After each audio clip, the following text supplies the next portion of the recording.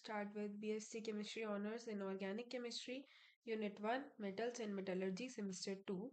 So, we are on the topic electrometallurgy. What is electrometallurgy? हमें नाम से ही समझ आ रहा है कि metallurgy तो हमें पता है, extraction of metal from their ores. और electro मतलब कहीं ना कहीं electricity का use करके हम metals को निकाल रहे हैं उनके ores में से. पहला पॉइंट देखते हैं. The carbon reduction methods are not applicable for the chemically active metals such as alkali metals, alkaline earth metals, aluminium etcetera. अब अभी तक हम देख रहे थे कि हम कैल्सिनेशन, रोस्टिंग, लीचिंग, हमने बहुत सारे मेथड्स देखे जिनके मदद से हम मेटल्स को एक्सट्रैक्ट कर रहे थे, है ना, उनके ओर्स में से. अब हर चीज में, हर मेटल पे ये वाले मेथड्स एप्लीकेबल नहीं थे. कार्बन रिडक्शन का जो मेथड था वो हर किसी पे एप्लीकेबल नहीं हो रहा था. जैसे कि alkali metals, alkaline earth metals, हर किसी को कार्बन रिड्यूस नहीं कर पा रहा था. इस वजह से हमें एक नए मेथड का यूज करना पड़ा जो था इलेक्ट्रोमेटलर्जी. ये जो कुछ मेटल्स है ना, alkali metals, alkaline earth metals और एल्यूमिनियम, ये बहुत ज्यादा, इनके ऑक्साइड्स बहुत ज्यादा स्टेबल होते हैं. तो इनको बहुत ज्यादा हीट करना पड़ता है हमें कार्बन के साथ. जब हम इनको ज्यादा हीट करते हैं तो ये कार्बन के साथ कंबाइन होकर कार्बाइड बना लेते हैं. अब हमें कार्बाइड भी नहीं चाहिए, हमें तो मेटल चाहिए था. इसलिए इन मेटल्स को हम एक्सट्रैक्ट करते हैं by electrolysis of their oxides, hydroxide और chlorides. In fuse state the metal is liberated at cathode. इसीलिए यहाँ पे इलेक्ट्रोमेटलर्जी का यूज होता है. इलेक्ट्रोमेटलर्जी क्या है? Process of extracting metals from their ores by using electrical energy और इलेक्ट्रोलाइसिस. इलेक्ट्रोलिसिस या फिर इलेक्ट्रिकल एनर्जी का यूज करके जब हम मेटल्स को एक्सट्रैक्ट करते हैं तो वो हमारे पास इलेक्ट्रोमेटलर्जी कहलाता है. यहाँ पर जो मेटल है वो हमें कैथोड पे मिल जाता है. तो इसके बाद दूसरे और जो मेथड्स हैं रिडक्शन के वो हैं कि हम यहाँ पर if the temperature required for reduction of the oxide by carbon is not easily attainable, then reduction is carried out by another metal such as aluminium, then it's called thermite process. अगर carbon के लिए जो temperature चाहिए वो हम नहीं attain कर पा रहे हैं तो फिर हम एल्यूमिनियम का यूज करते हैं और उस प्रोसेस को थर्माइट प्रोसेस कहते हैं. एल्यूमिनियम का यूज करके यहाँ पे हमने क्रोमियम के एक ओर में एल्यूमिनियम डाला तो हमें एल्यूमिनियम का ऑक्साइड मिल गया और क्रोमियम अलग से मिल गया क्योंकि हमें क्रोमियम को अलग करना था. ठीक है. इसके बाद हमारा नेक्स्ट टॉपिक आता है एलिंगम डायग्राम. एलिंगम डायग्राम में क्या है? एलिंगम डायग्राम एक रिप्रेजेंटेशन है जिसमें हमें एक ग्राफ बताया गया है डेल्टा जी वर्सेस टेम्परेचर. डेल्टा जी क्या है? गिब्स फ्री एनर्जी है. डेल्टा जी वो एनर्जी होती है जो एक कांस्टेंट टेम्परेचर और प्रेशर पे काम करने के लिए यूज की जा सकती है. वो मैक्सिमम एनर्जी होती है. Ellingham diagram is a graph used in metallurgy to show how stable metal oxides are and to predict which metal can be extracted under certain conditions. Ellingham diagram हमें Ellingham diagram में हमें metal oxides के लिए graph बनाया हुआ है. तो जो मेटल ऑक्साइड्स है उससे हमें ये पता चलता है कि वो जो मेटल ऑक्साइड्स है वो कितने स्टेबल है. ठीक है.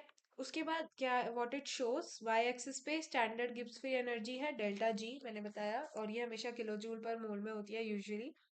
और वाई एक्सिस पे, एक्स एक्सिस पे हमारे पास है टेम्परेचर, वो भी केल्विन में. हर लाइन रिप्रेजेंट कर रही है एक रिएक्शन को. वो रिएक्शन है मेटल प्लस ऑक्सीजन जो मेटल ऑक्साइड बना रहा है. यहाँ पे हमेशा सारे आप देख सकते हो मेटल ऑक्साइड्स की रिएक्शन गिवन है, जैसे HgO है, Ag2O है. उसके बाद थर्मोडायनेमिक बेसिक्स पे हम जा रहे हैं. डेल्टा जी, तो जी का फॉर्मूला होता है delta H minus T delta S. ठीक है. डेल्टा S यहाँ पे क्या है? वो है एंट्रोपी चेंज. एंट्रोपी मतलब रैंडमनेस. और डेल्टा H हमारे पास है एंथैल्पी चेंज. यूजुअली नेगेटिव होती है ये क्योंकि ऑक्सीडेशन जो है वो एक्सोथर्मिक होता है, उसमें हीट प्रोड्यूस होती है. Delta S entropy change usually negative, gas to solid जाते हैं. डेल्टा एस जो हमारे पास होता है वो हमारे पास होता है entropy of product minus entropy of reactant. तो जो एंट्रोपी ऑफ प्रोडक्ट है उसमें हमारे पास सॉलिड फॉर्म हो रहा होता है. अब सॉलिड की एंट्रोपी और लिक्विड की एंट्रोपी हम जीरो ले लेते हैं. जो भी एंट्रोपी हमारे पास बचती है वो गैस की बचती है. और हमारे पास जो फॉर्मूला है वही यही है कि डेल्टा एस जो होता है, एक मिनट, जैसे delta S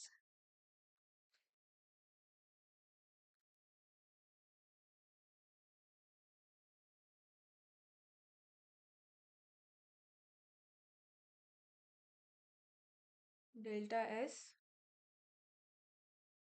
product minus delta S reactant. अब प्रोडक्ट जो है वो हमेशा सॉलिड बन रहा है, तो ये तो हमेशा जीरो हो गई। अब हमारे पास बचा क्या, नेगेटिव बचा। और रिएक्टेंट में जितने भी गैस के मोल्स होंगे, जैसे यहाँ पे ऑक्सीजन था, ये गैस में फॉर्म में होगा या मेटल भी होगा, तो मेटल की भी हमारे पास हमेशा जीरो रहेगी।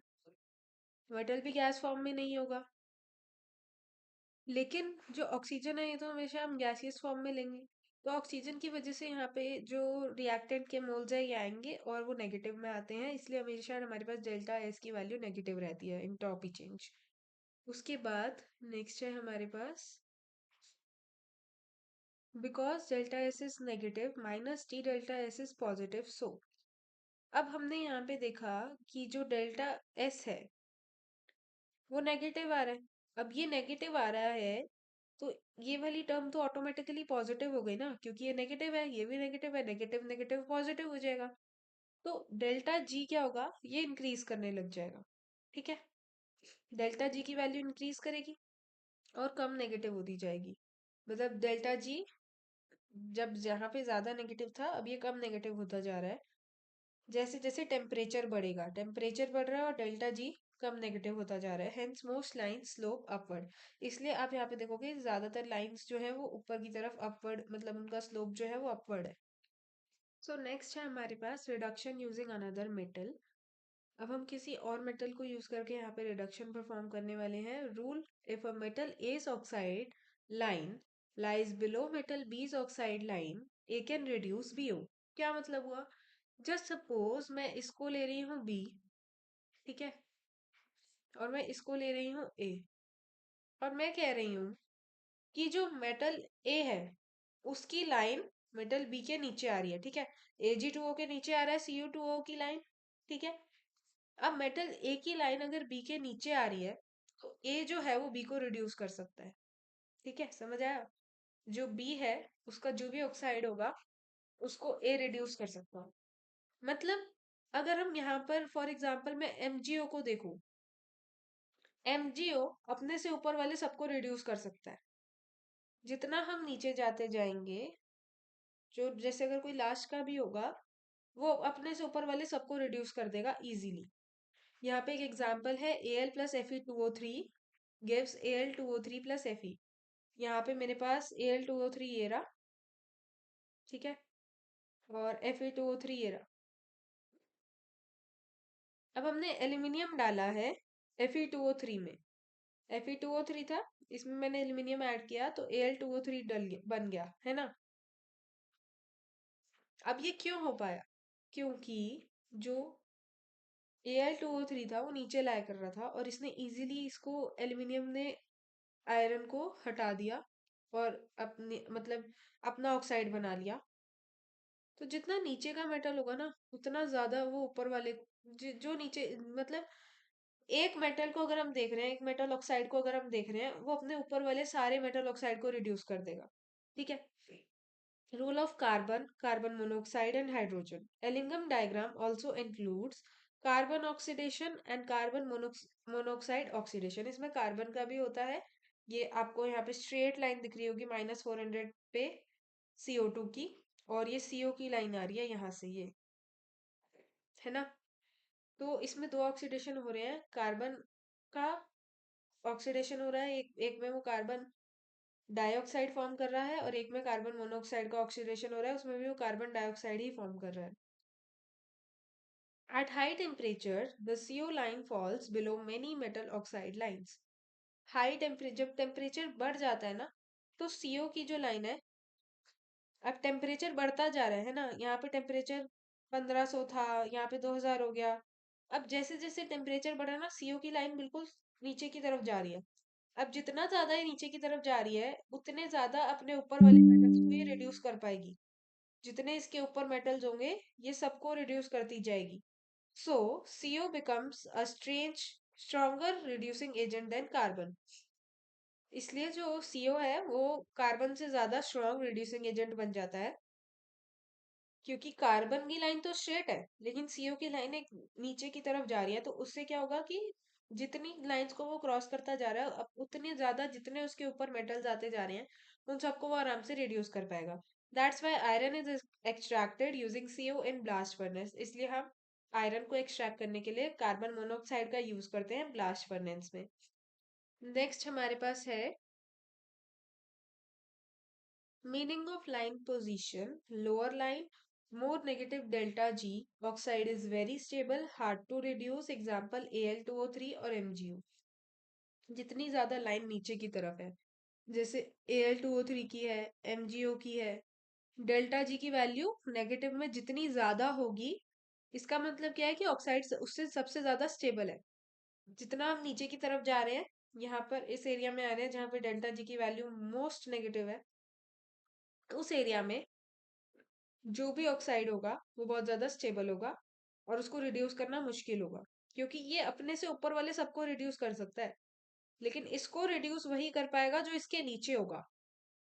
हायर लाइन, हायर लाइन अगर होगी तो less negative delta G. Less negative delta G यहाँ पे किसका है? Ag2O का है, HgO का है, CO2O का है। ये वाले जो मेटल ऑक्साइड्स होंगे ये कम स्टेबल होंगे। CO2O, इनकी जो डेल्टा जी की वैल्यू है ना, ये लेस नेगेटिव है, और इवन Ag2O की तो नियरली पॉजिटिव ही, मतलब पहुंच ही रही है ऑलमोस्ट। तो ये कम स्टेबल होते हैं, इनको इजीली रिड्यूस हो जाते हैं, क्योंकि अब देखो, आप HgO है, Ag2O देख लो, Ag2O की लाइन यहाँ पे आ रही है नियरली पॉजिटिव, है ना। अब इसके नीचे जितने भी मेटल्स ऑक्साइड्स हैं, ये सब इसको इजीली रिड्यूस कर देंगे। फिर दूसरे नंबर पे हमारे पास HgO आएगा, क्योंकि ये थोड़ा सा ज्यादा नेगेटिव वैल्यू है इसकी डेल्टा जी की Ag2O से।